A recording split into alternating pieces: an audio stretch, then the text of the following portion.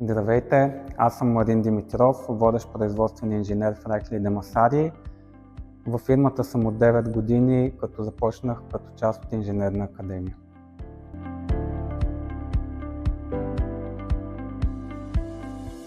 Това, което ме мотивира да кандидатствам за инженерна академия, беше най-напред формата на програмата, тъй като се преминава през различни модули и кандидатите имат възможност да се запознаят с работа в различни инженерни сфери. Също така аз имах предишен опит, докато учих в университета с АРЕНТЕМ.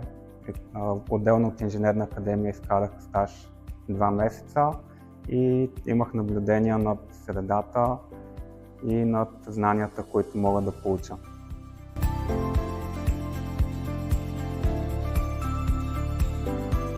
Инженерната академия ми помогна да направя един преход от академична към реална работна среда. Също така придобих много знания в сферата на фиброоптиката, която до този момент беше сравнително нова и мога да кажа непозната за мен.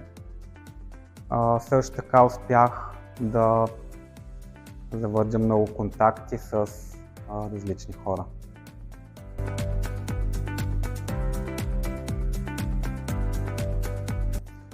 Предимствата на стажа в АРЕНТЕМ са много, мога да изброя някои от основните.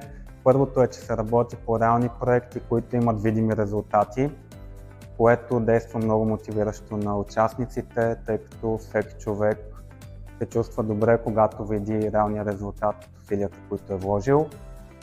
Друго предимство е, че академията е разделена на модули. Всеки модул обхваща различна инженерна сфера, като примерно разработка на нови продукти, поддръжка на производствени процеси, управление на качество, което дава възможност на участниците да изградят мнение, кое за тях е най-интересно и къде биха се чувствали добре като бъдеща реализация.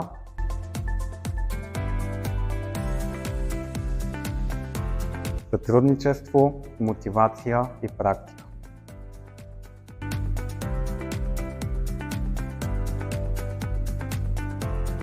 Бих посъветвал бъдещите кандидати в инженерна академия да бъдат проактивни, да не се страхуват да задават въпроси и да предлагат решения, тъй като стажът е време за учене, да не се страхуват да правят грешки, само да не ги повтарят.